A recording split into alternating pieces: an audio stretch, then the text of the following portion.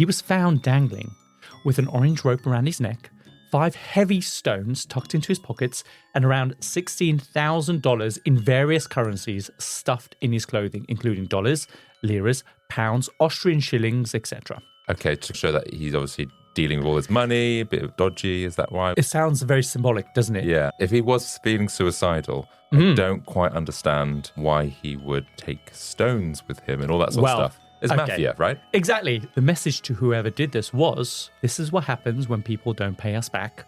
Or rather, he didn't pay us back, so you will.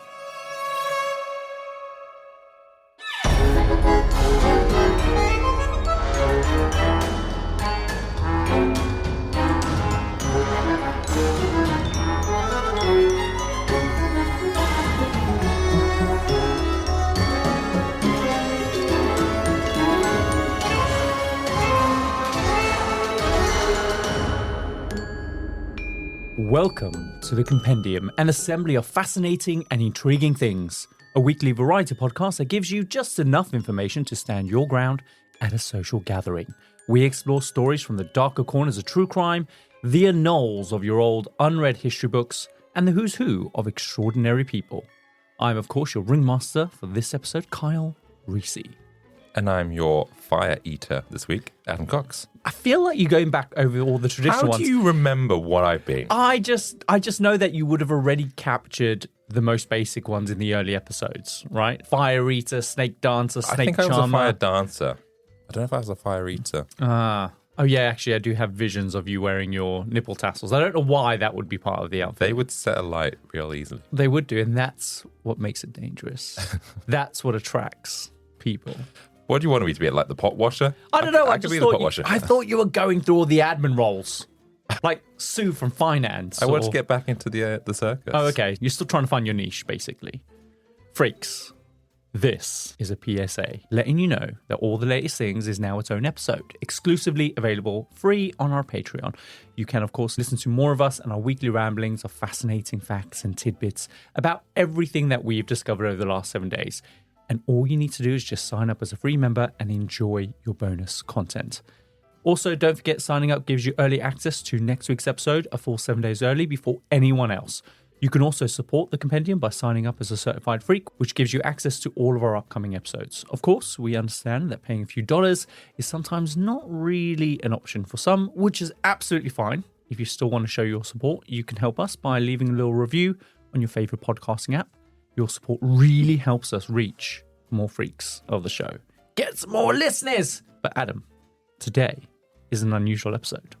Tell me more. It's a two-parter. Oh, going to drag this story out, aren't you? Well, actually, a story is filled with so many twists and turns that it needed to be 2 episodes. And we don't normally do 2 episodes. I think the only episodes that we've done 2-parters are, refresh my memory, Titanic and Man and Ox. Was it just those 2? Yeah. And now we're adding the 3rd one to it. Mm-hmm. Adam, today's Compendium, we are diving into an assembly of intrigue, faith, and corruption. Something to do with the church. Based on faith. Either that or it's the song by George Michael. Adam, for over 1,500 years, the Vatican has kept the world out. It's a place shrouded in mystery, operating in obscurity under the supreme dominion of His Holiness, the Pope. Using both its religious and political power, the Vatican has long been able to bury all of its secrets. For the past 40 years, one of those secrets is the mysterious disappearance of a 15-year-old girl called Emanuela Orlandi, who on June the 22nd, 1983, disappeared after attending a music lesson in Rome. Back then, hundreds of teens will go missing across Italy. Most of them runaways trying to escape their lives. But Emanuela was different. She was what people called a Vatican girl. What does that mean? So her father was an employee of the Holy See, which meant that she and her family were able to actually live within the Vatican gates. What's even rarer is when a Vatican citizen goes missing. This has never happened before in the history of the Vatican that we know of. And so when this did happen, it captured a lot of attention across Italy, even more so when Pope John Paul II made a statement that seemed to suggest that he knew what might have happened to her. So today, we're investigating the disappearance of Emanuela Orlandi in this rare 2-part episode.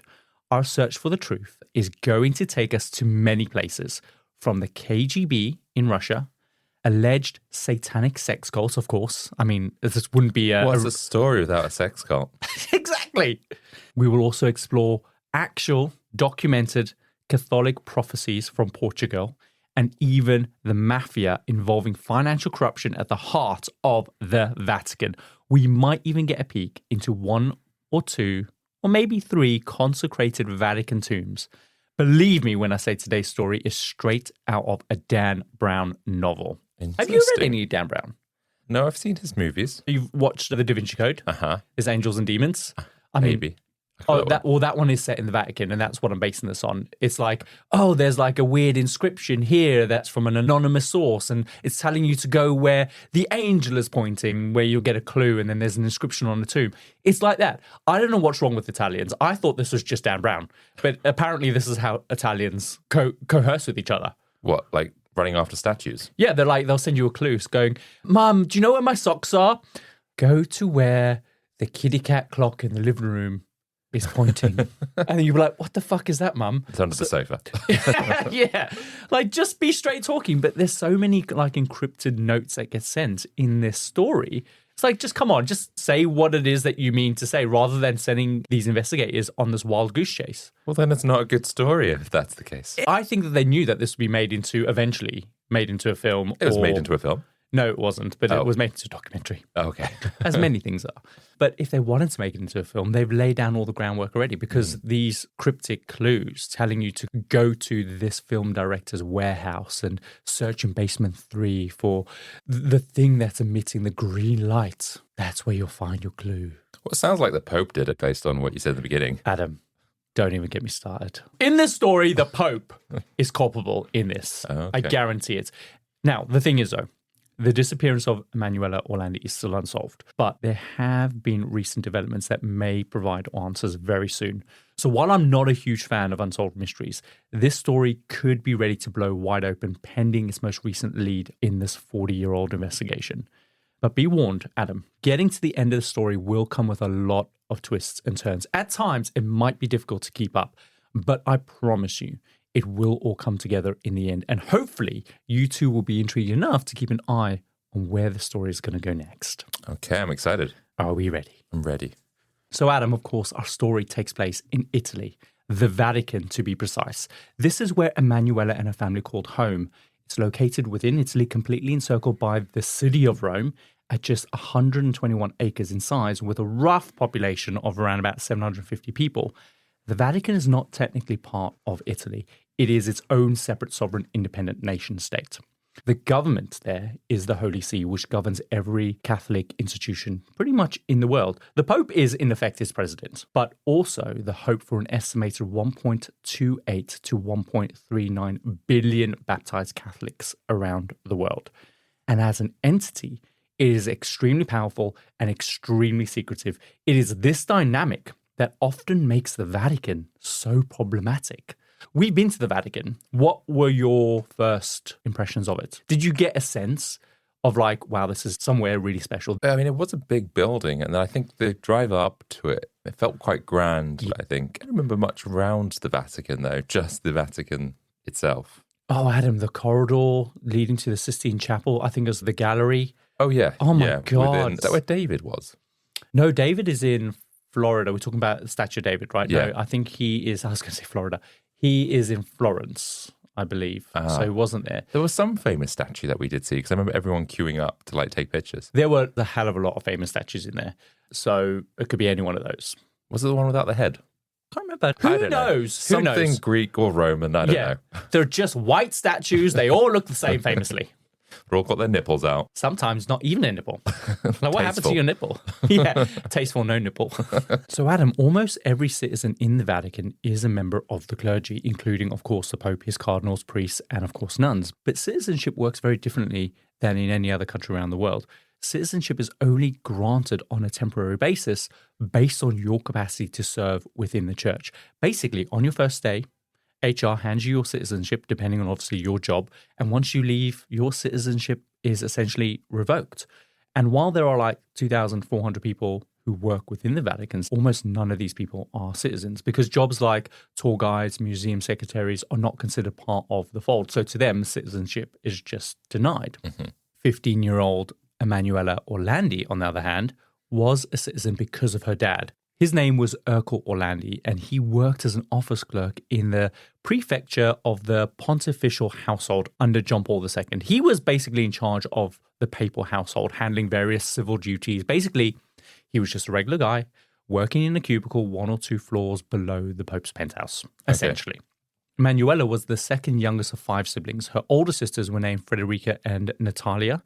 Her younger sister was named Maria Cristina, but she also had an older brother named Pietro. And by all means, the Orlandis were just a typical Catholic family going about their lives. The kids went to school and socialized in Rome, but when it was time to go home, they would retire within the Vatican gates, which were closed each night at midnight, creating this kind of sense of safety in the way that they lived their lives, which I think must be quite nice and quite romantic. It would be the equivalent of living inside the cathedral. Yeah, but didn't like a lot of villages or towns back in the day have city gates, and they would lock those gates, I guess, when there were castles and things like that. Yep. That's probably led from that. Probably. But I also get the sense this really isolates you as someone really special. When you get to call your home the Vatican, you're like the original Cinderella. Oh my God, a night full of taking drugs and drinking down the park. I got to get home. It's almost midnight. And then you like just make it before they shut the gates. Would you really want to turn up high in the Vatican? No, they're probably well-behaved kids. And being a Vatican citizen was really special. After all, only a handful of people got to call themselves citizens.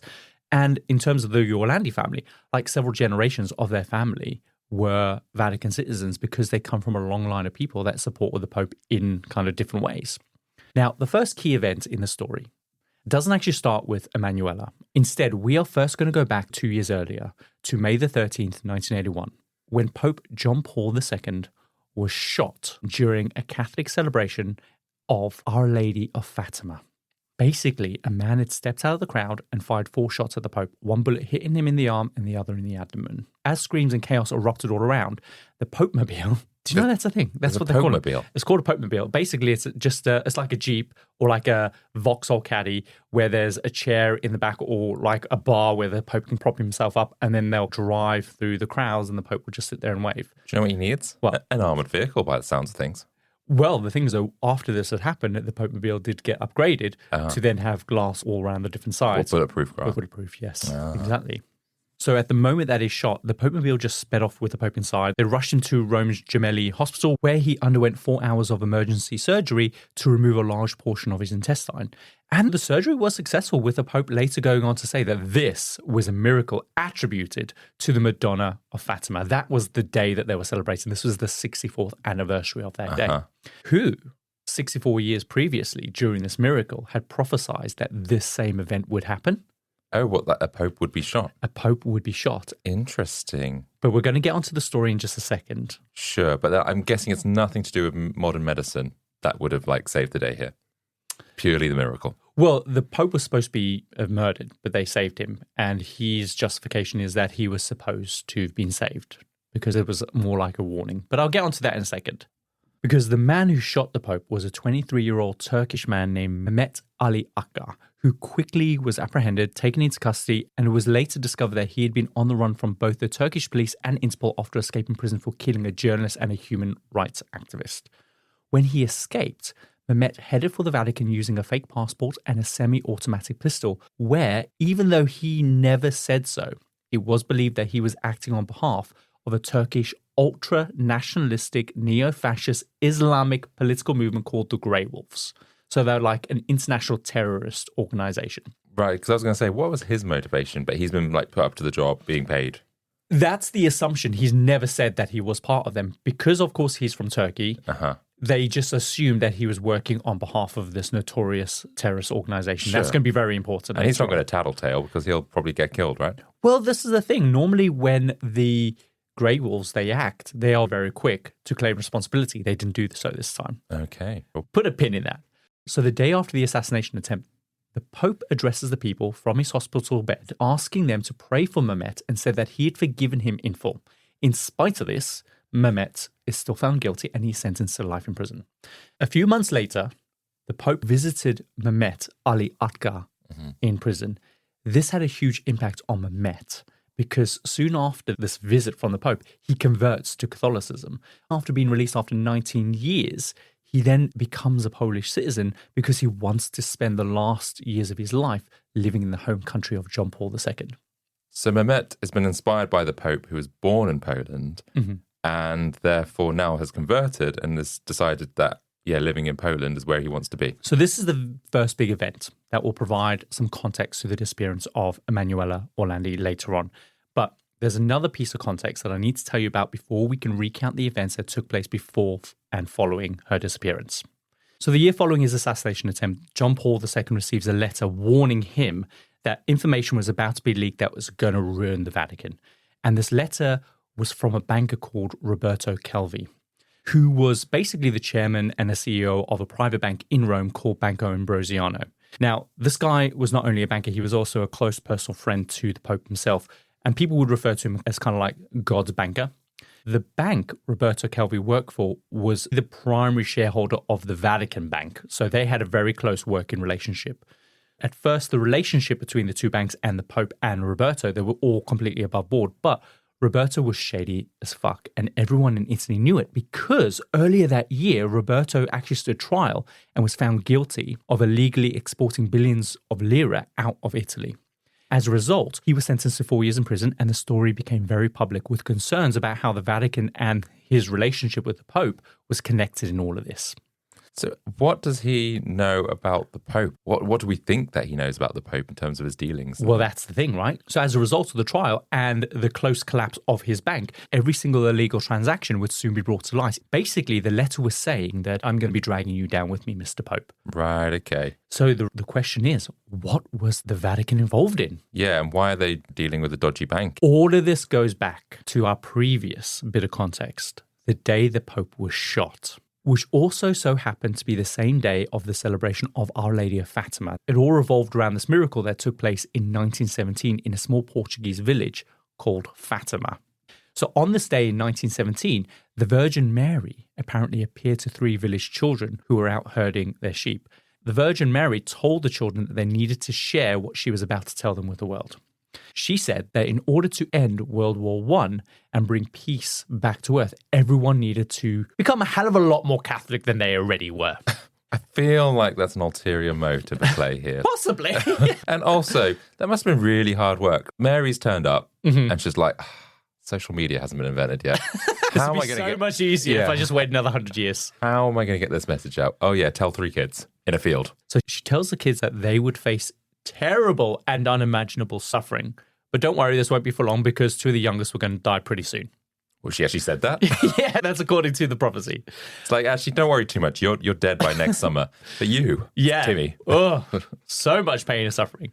Finally, she states that unless the Soviet Empire, which at the time was heavily promoting atheism, converted back to Catholicism, a pope would be murdered. Of course, the Soviet Union never did convert to Catholicism.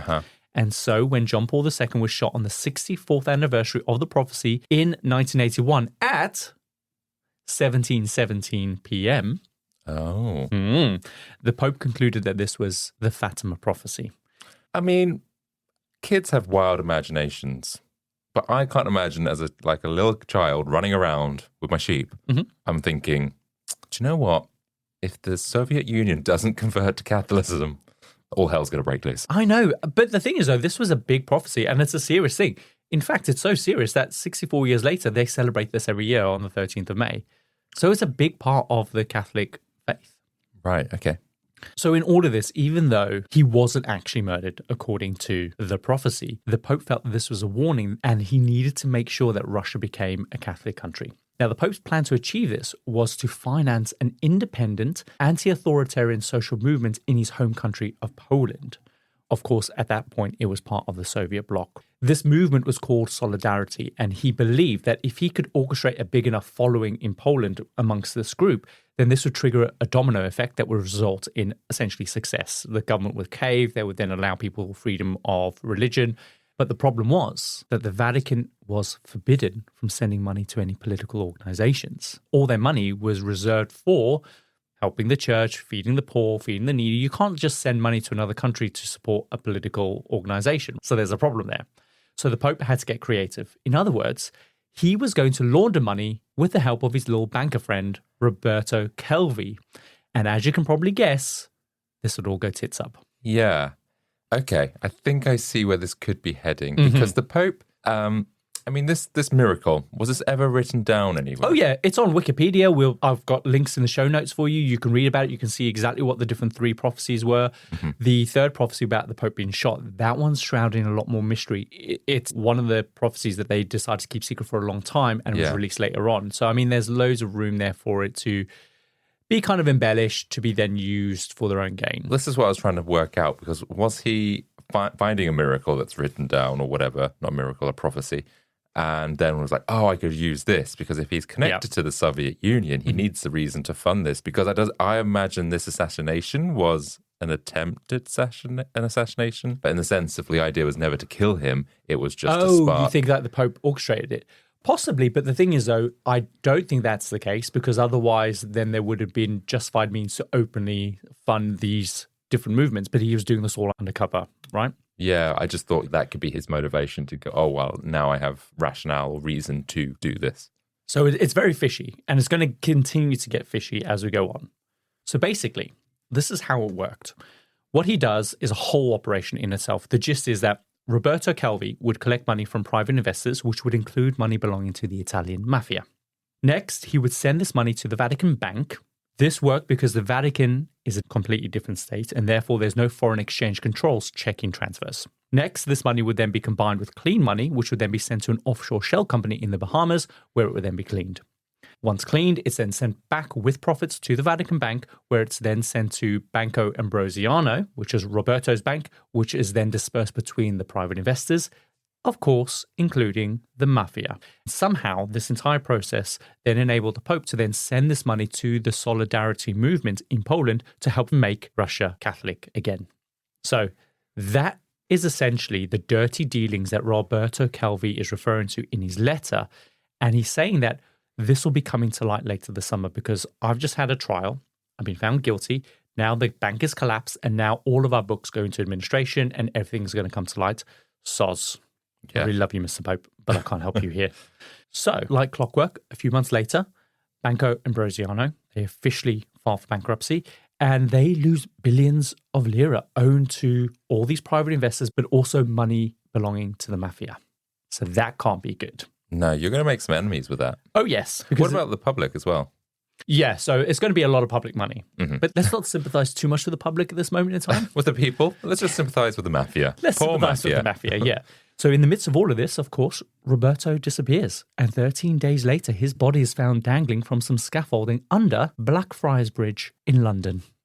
In London? Yeah, so he was found dangling with an orange rope around his neck, 5 heavy stones tucked into his pockets, and around $16,000 in various currencies stuffed in his clothing, including dollars, liras, pounds, Austrian shillings, etc. Okay, to show that he's obviously dealing with all his money, a bit of dodgy. Is that why with the money? It sounds very symbolic, doesn't it? Yeah. If he was feeling suicidal, I don't quite understand why he would take stones with him and all that sort of stuff. It's Mafia, right? Exactly. Adam, this is a whole saga.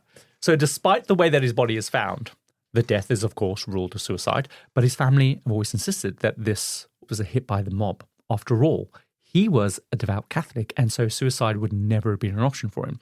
So his family, they hire a forensic scientist who conclude that he did not commit suicide on an account that it would have been impossible for him to hang himself in the way that he was found under the bridge. He would have had to have climbed down scaffolding covered in blue and yellow paint. During the reconstruction of the crime scene, it was shown that remnants of this paint would have transferred to his hands and his clothes, but there was none on him. Okay. He would have also had to navigate the sharp angular scaffolding, balancing on a steel pole, all while tying a rope around his neck, while then securing the other end multiple feet above himself, all while carrying heavy stones in his pockets and $16,000 in various currencies. I mean, as a way to go, if you were thinking of suicide, I don't think you would have thought that, especially in public, on a bridge in London. So the belief is that he was murdered at a different location, transported via boat to Blackfriars, specifically Blackfriars, and carefully arranged underneath the bridge to make it look like suicide. Whoever left him there wanted him to be found under Blackfriars specifically as a targeted message to the Vatican, because Blackfriars was named after an order of Catholic monks who used to operate in and out of London at the time. So it's always had symbolic meaning to the Vatican, and the currencies in Roberto's pockets reference the billions that him and his bank had lost. The stones, they say, symbolized that he was killed intentionally. Because, of course, think about it, the Mafia going to make you sleep with the fishes, and they tie like a big boulder around you to hold you down. Right, okay. Those types of things. Hence why over water, that's the symbolism of this. The message to whoever did this was, this is what happens when people don't pay us back, or rather, he didn't pay us back, so you will. Okay. Yeah. So based on everything you just said there, clearly this is staged. This isn't a suicide or whatever. No. But why did the police or whoever was investigating deem it as a suicide? Well, initially, I guess maybe they didn't look too closely at it. Normally, people found under a bridge hanging, it's assumed it's a suicide until they really investigate deeper. And that's what's happened here. They got a forensic scientist, which the family paid for. And they made loads of reconstructions. It would have been a mission for him to have to navigate down there. But also, because when they took a boat under Blackfriars, it's so choppy under there, almost impossibly choppy to do anything. So they really persevered to make sure that he was found under that bridge rather than selecting any other bridge. Yeah. Interesting. I mean, yeah, what a way to go. So as expected, the Vatican, of course, deny any legal responsibility for the bankruptcy, but they do admit having moral involvement in laundering of the money, right? Because, of course, that resulted in the bank collapsing. As a result, they ended up paying out $807 million to compensate various investors that lost their money. Interestingly, though, the Mafia didn't receive a single penny of any of that settlement. They are left high and dry. Exactly. So, okay. I mean, if you're connected morally, then surely you're connected more than that. Yeah. What does that morally even mean? No, it's so bizarre. They live on a different celestial plane to us. But Adam, that brings us to June the 15th, 1983, just days before 15-year-old Emanuela Orlandi goes missing. Oh, yeah, I forgot that's what we're talking about. There's all building context around it. Sorry, team. So on that day, Emanuela calls her best friend from school, asking to meet her somewhere in Rome. She mentions having a secret, but insists that they have to be away from the Vatican. Her friend just assumes that Emanuela has either met a new boy or she has some juicy gossip that she wants to share, you know? Later in the park, Emanuela is visibly shaken, her face filled with fear and shame, and she confides in her friend that a few days earlier, while walking through the Vatican gardens, she was approached by a man very close to the Pope. Fighting back tears, Emanuela reveals that this man had molested her. Right. The two comfort each other, but ultimately they decide to keep the incident a secret, believing there was very little that they could do against someone so powerful in the church. And then a few days later, on the 22nd of June, 1983, Emanuela disappears. Now, we've been going on quite a bit. We've built up a lot of momentum here, provided a lot of context. I think now is a perfect time to take a quick break. When we get back, we'll dive into the eerie events surrounding Emanuela's final days, the cryptic calls that will eventually come, and the chilling implications of her disappearance. Okay. Let's do it.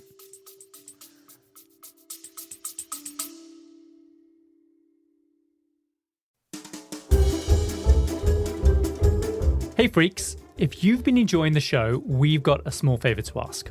Yeah, we need your help, and it's super simple, but it makes a massive difference. Last time we asked you guys to leave reviews, the response was overwhelming. You all really showed up for us, and we loved reading every single one of your reviews. But we've got to keep that momentum going. So, if you're a seasoned Compendium podcast listener, or even if you're new here and you love what you're hearing, could you please take a quick second to leave us a review? It's super easy. If you're on Spotify, all you got to do is click that star button and give us a 5-star review. Nice and quick, done in like 2 seconds. But if you're feeling extra generous and you've got a bit more time in your hands, then head over to Apple Podcasts and leave us a sweet, thoughtful written review. Trust us, this will go a long way. Or if you're like, I don't use podcast apps, no worries. You can still show us some love by going to our website, thecompendiumpodcast.com, and leave us a review there. We've made it super easy. The more reviews we get, the more listeners we can reach, and the better episodes we can bring you. It's a win-win, really. So yeah, hit that star, leave us a review, and help us grow this amazing community. We appreciate it more than you know. So, should we get back to the show? Let's do it.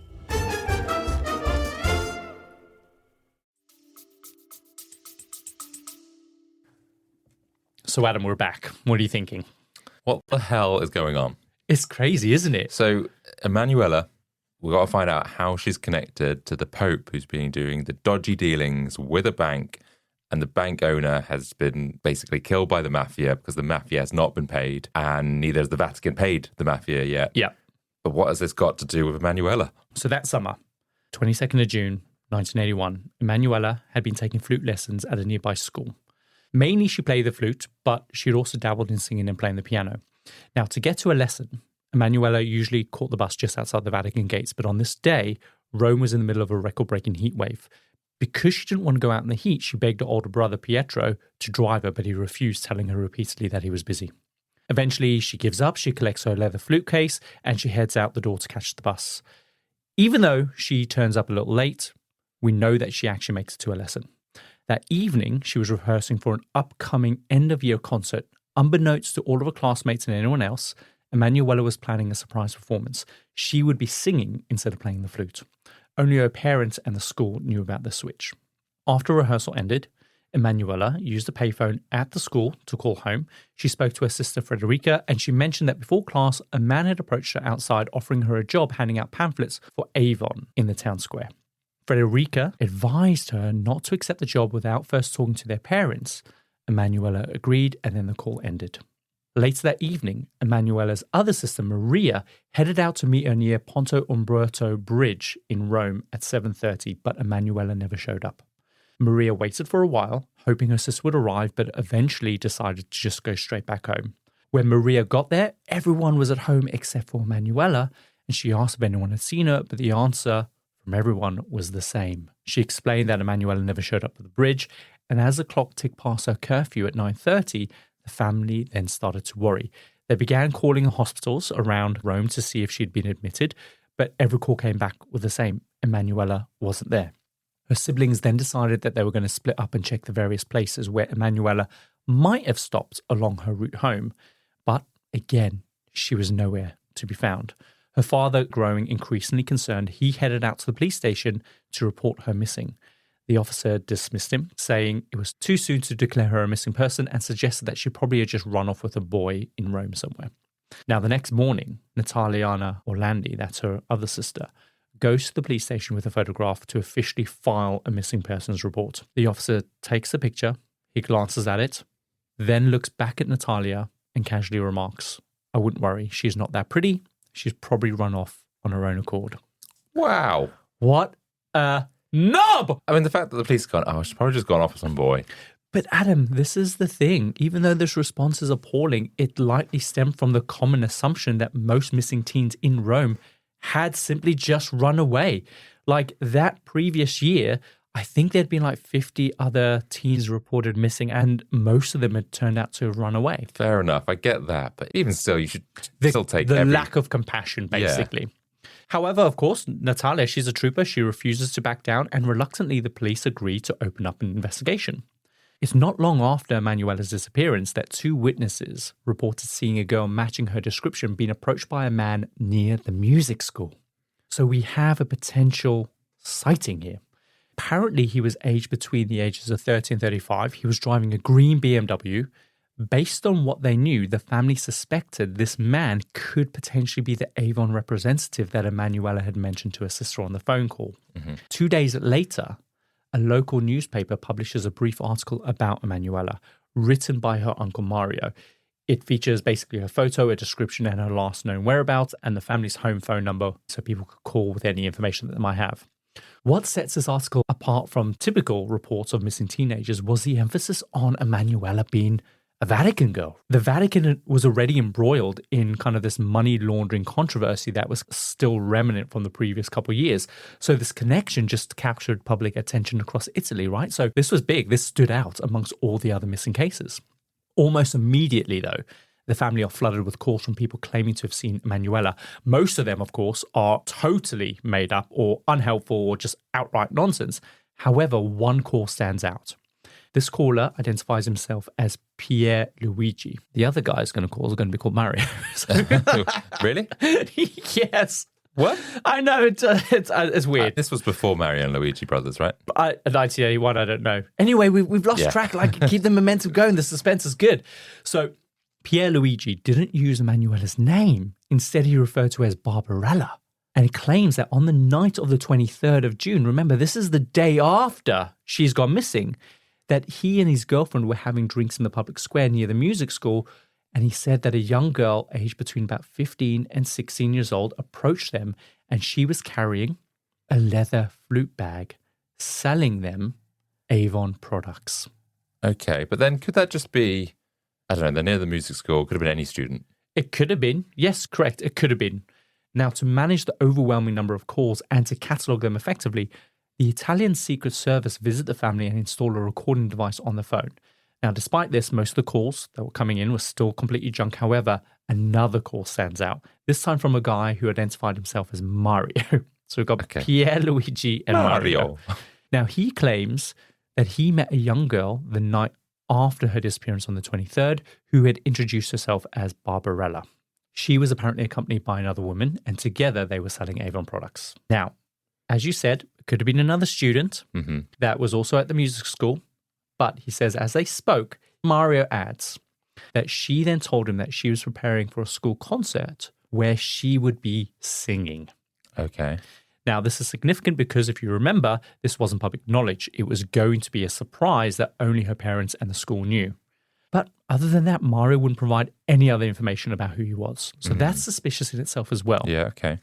Now, following this, the family put up missing person posters all over Rome. They contain, of course, again, as you'd expect, her picture, her description, her last whereabouts, and a call to action for anyone to come forward with any information. So she has been treated as a missing persons case, right? The police don't think she's been abducted. That's what it is. It's a missing persons case, like a runaway, potentially. Then on Sunday, July the 3rd, the Vatican does something very strange that implied that they knew more than they were letting on. The Pope made a public plea during his Sunday Mass address to Emanuela's captors. Okay. So assuming that she hasn't just run away, they're saying that there are captors out there. That's what he's saying. He's basically asked them to return her home safely. And he says, I would like to express the heartfelt feeling with which I join the Orlandi family, who suffer for their 15-year-old daughter, Emanuela, who has not returned home since Wednesday. I share their anxieties, the anguish, and the trepidation of the parents. I would not lose hope for the spirit of humanity for those who are responsible for this case. This is interesting because as far as the police knew or were concerned, this was a runaway situation. That's how they were investigating it. So the family and the police were confused that the Pope seemed to be implying that she'd been kidnapped. Is he just a little bit crazy or does he know something more? Exactly. Did the Pope know something the police didn't?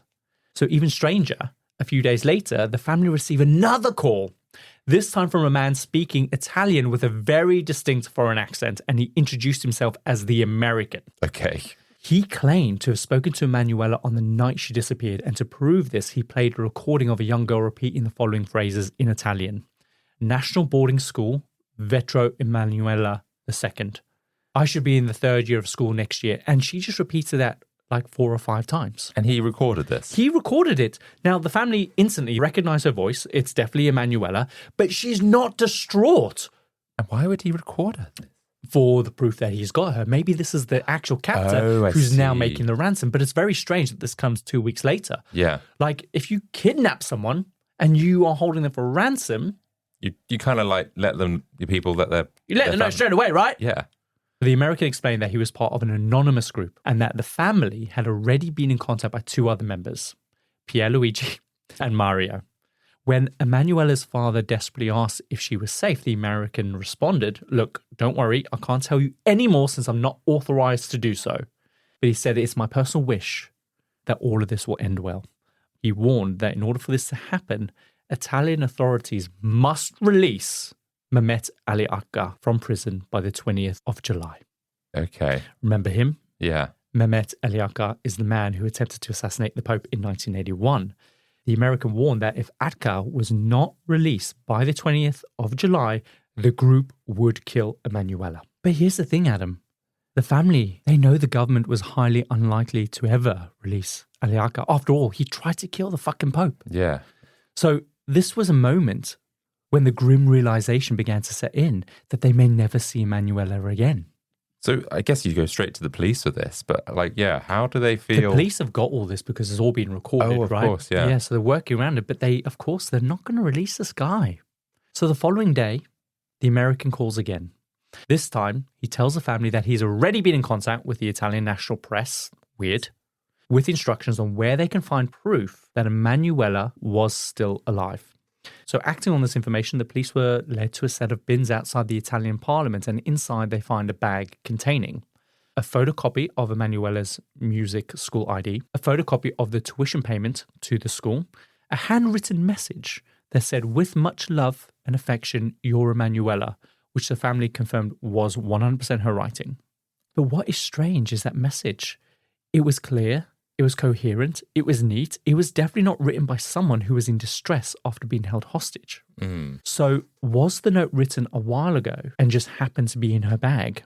Also, these documents are not proof that Emanuela is alive or that she was safe. It only proves that someone had access somehow to her belongings. Yeah, exactly. So the police, they're considering the possibility that following the newspaper article and the highly publicized Pope's address at Sunday Mass, that someone might have found Emanuela's bag and decided to play a cruel practical joke. Okay. So the next day, Emanuela's uncle, he's furious at this, right? He appears on live television to address the caller, identifying himself as the American. And he pleads, there is no use in continuing to send us letters, photocopied IDs, or saying Emanuela is all right. These are not proof of life. If you want us to take your claim seriously, you need to provide something more definitive. That's fair, right? Yeah. What was so strange throughout all of this was the complete radio silence from the Vatican as well. It was strange because Emanuela was a Vatican citizen, but the Holy See maintained that she was not their responsibility to investigate because the crime did not occur on Vatican soil. She How do they know disappeared that? in Rome. Well, we know that she disappeared somewhere near her music school. But still, it doesn't matter where she disappeared. She is a Vatican citizen. She is one of you. yeah, surely you'd be working with the Italian authorities in bringing her back. 100%. And it's only 750 fucking citizens in your fucking country. You're the most powerful entities on the planet. Just help the police with this disappearance case of Emanuela. But they don't. There's just complete radio silence. Why? Is this a hoax? They're covering up something because the Pope obviously gave away that clue that there's a captor before anyone else knew about this. And if she was scared and she was confiding in a friend about obviously being molested, then something was up. She was either going to go tell or they basically put a stop to it and then come up with this whole backstory to try and get rid of her. Adam, as we know, the Catholic Church will never give up one of their own unless they're forced to, unless they're backed up against a wall. They will protect their own to the very end until they're forced to. So I think what you're saying there is potentially accurate to a degree. So it's just weird that the Vatican are radio silent. Yes, fair enough. One thing that does also connect them is that the alleged captors tried to tie themselves directly to Mehmet Ali Akka, of course, the Pope's would-be assassin. So the Vatican's attempt at distancing themselves from this case causes the public to question why the Vatican was so determined to stay out of it, when technically this proves direct involvement if they've mentioned Mehmet Ali Akka. Yeah, they're involved in some way. Even if they're not directly involved, they should be commenting on it, right? Yeah. So this undeniably comes across as oddly detached, if not selfish. Do you know what I mean? Hiding something. Exactly. So on July the 8th, 1983, 12 days before the caller's deadline to release Mehmet Ali Akka, Mehmet was brought to Rome for questioning. Are you ready for this?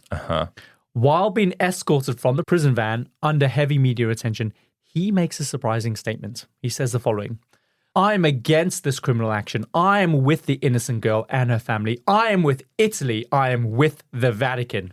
He said his attempt to assassinate the Pope was not connected to the Grey Walls, but was orchestrated by the KGB. So if you remember, of course, the Grey Walls were the assumed organization that had been accredited with assassinating the Pope, right? Right, yeah. And of course, the KGB is the Soviet Union's secret service. Yeah, so this is the first time they're mentioned. So it's not the Grey Walls, not the original organization. It's the Russians or the Soviet Union. So like I said, this is the first time that Mehmet Ali Akbar publicly addressed his motives for the assassination attempt. Police had only assumed he was part of the Grey Walls, but he had never ever said as much. So if what Mehmet was saying was true, it raises the question, why would the KGB target the Pope in the first place? So the speculation was that John Paul II's campaign to bring Catholicism to Russia had been the plan all along before the assassination attempt even took place. And the KGB were aware of it. This made sense given that the Pope was a Catholic who grew up in Soviet-controlled Poland where all religion was banned, and the Pope has always been aggressively anti-communist his entire life. So it's possible that if the KGB were involved, then the assassination attempt against the Pope only accelerated his plan using the prophecy to justify advancing forward to Catholicizing Russia by funding money into solidarity in Poland. And that's what I thought. I thought exactly. he was using it as a way to, spearhead all of this. So this also lends credibility as well to the fact if you go onto Wikipedia's site and read up about the prophecy of Fatima, the first two prophecies are very clear. The third prophecy is kept very secret, and there's promises to release it after a certain period of time. It doesn't officially get released until the year 2000. Oh, okay. Plenty of time for it to potentially be, doctored. Yeah. And also, we're just relying on some kids in a field. Yeah, kids lie, guys. Kids lie. So, Adam, it's a mission, isn't it, the story? Yeah. Well, I think my instinct was right about there's definitely motives from the Pope at hand. I didn't really believe the whole miracle thing. But how they're still involved, I'm still not sure. So 9 days after Mario appeared on television telling, of course, the American that he was full of shit and that he needed to provide better proof of life, that Emanuela was okay, the press agency receives another call from the American who tell them to go and look in a rubbish bin in Via della Dottaria in Rome. This time, they find an audio tape with Emanuela's name written on it. On one side of the tape was a message from the kidnappers demanding Mehmet Ali Akbar be released on July the 20th, or else Emanuela would be killed. On the other side was a recording of a young girl wincing in pain, breathing heavily and moaning in Italian. God, it hurts. Oh God. Oh, yes. Why? Oh God. Why? Yes. Oh my God. It hurts. It hurts. What's going on here? The voice wasn't Emanuela. The audio was from an Italian porno movie. That's what it sounded like to me. Yeah, good porno sound there. Yeah.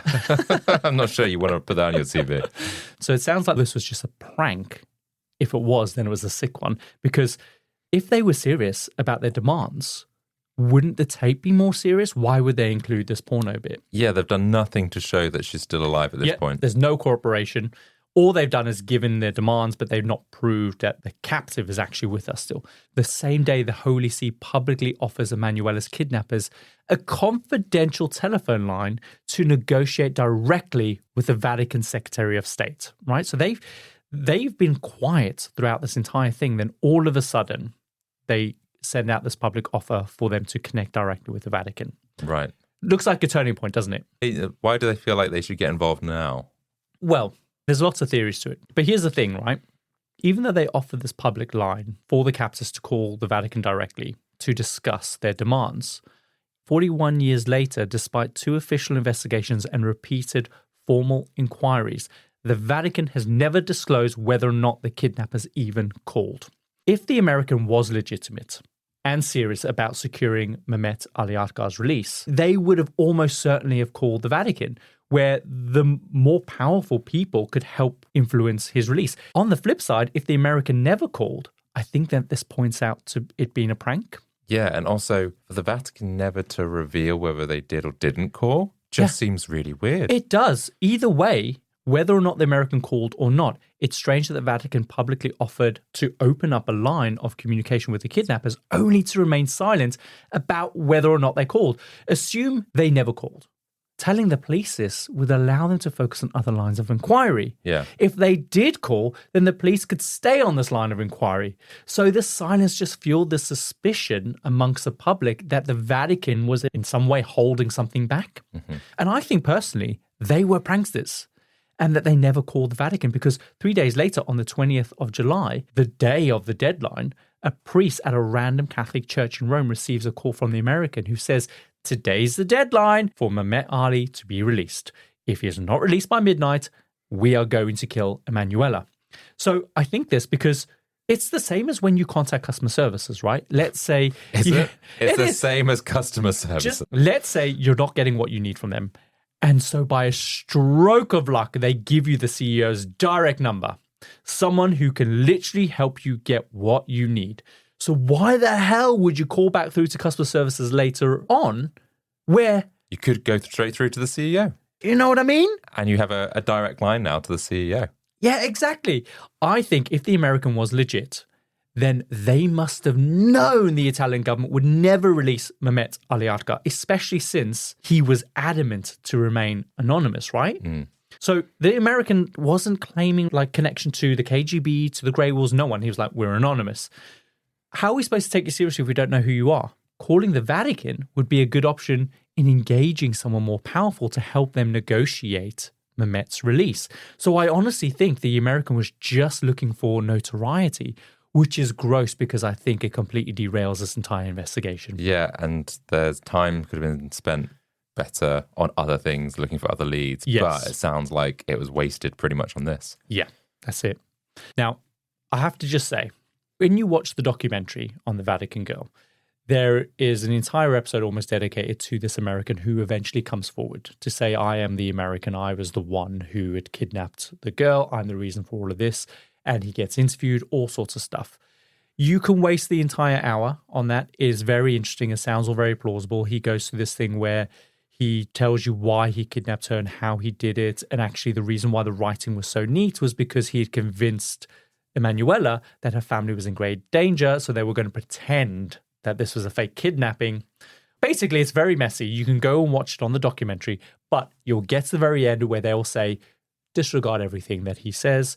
It's not important to the case. He is clearly a prankster. He doesn't know the important information. What? So they get this guy on their documentary, but they can't prove that he's real, but they dedicate a whole episode of him just spouting stuff. It's because it's an important part of the story as to how much time this wasted in this case.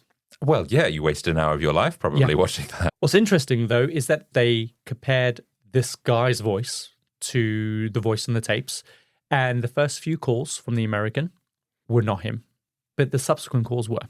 Oh, okay. So he's maybe like jumping on the bandwagon of this. Yeah.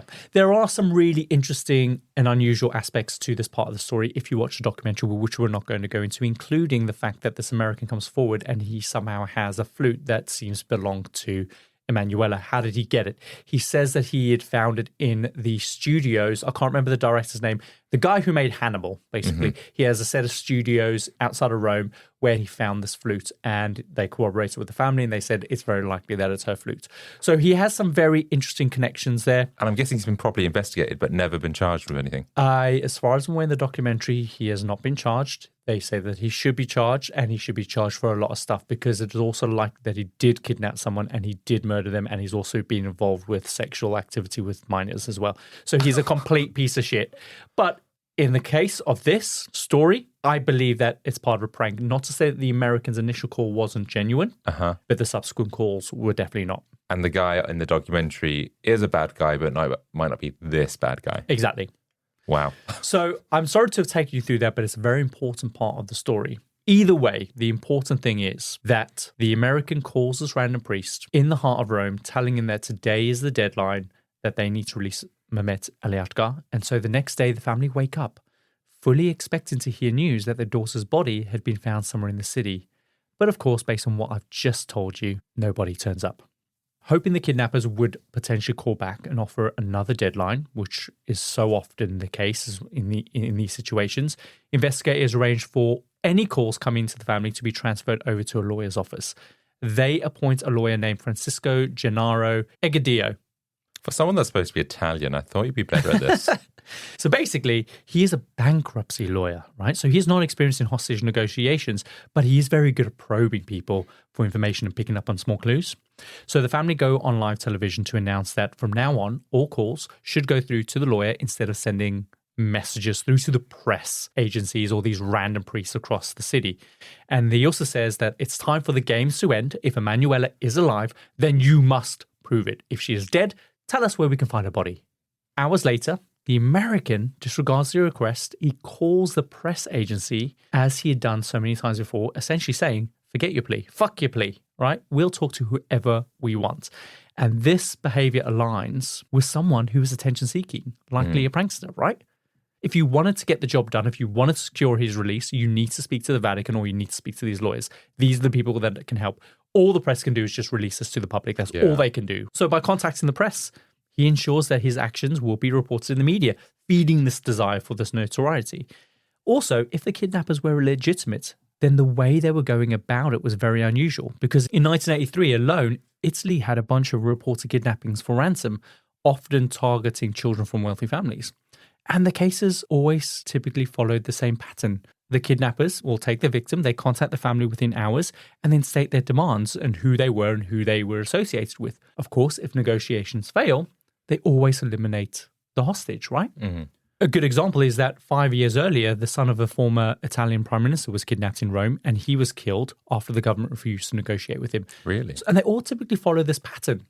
Emanuela's case breaks this pattern entirely. There is no immediate contact or demand. Kidnappers only come forward after her disappearance gained attention in the media following the posters and the media coverage and the Pope's kind of mention in his Sunday address almost 2 weeks later.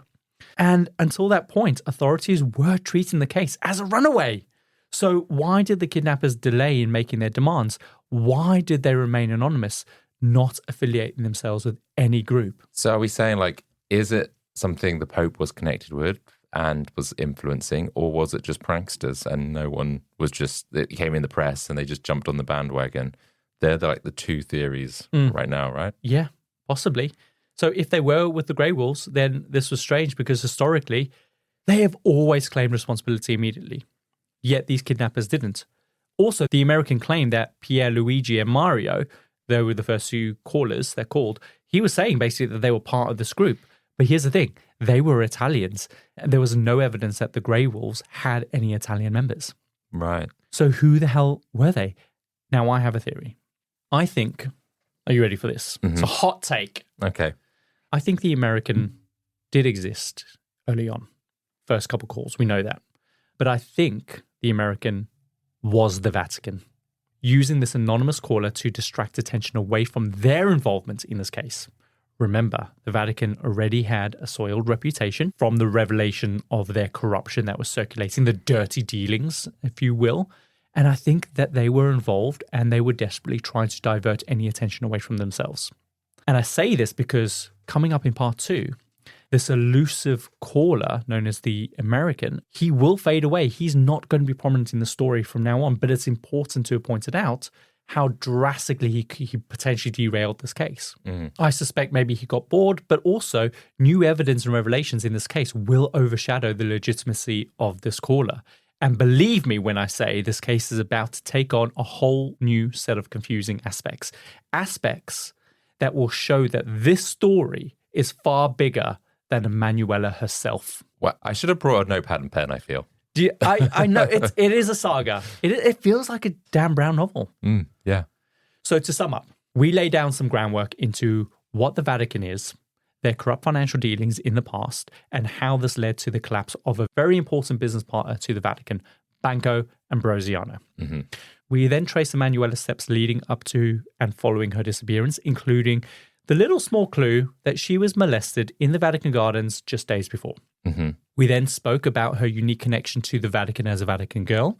We explored the early leads from the cryptic phone calls and the demands for the release of Mehmet Aliatka. Prank or not prank? Or was this the Vatican Church themselves? I think it's the Vatican. I think so. And of course, along the way, the story also incriminated international terrorist groups like the KGB and the Mafia. What makes this case so profoundly unsettling isn't just the layers of this mystery, but the overwhelming sense of betrayal here, right? From the very institution that's supposed to be protecting Emanuela and her family.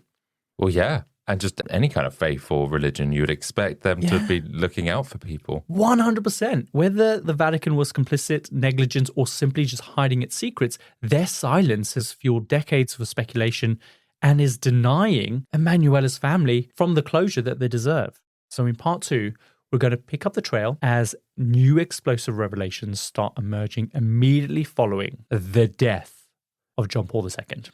Is he dead, though? Definitely dead. Okay. But now that he's dead and his administration is done, people are going to start coming forward with information, right? Interesting. Yes, and I think that also further incriminates the Pope's dealings in this.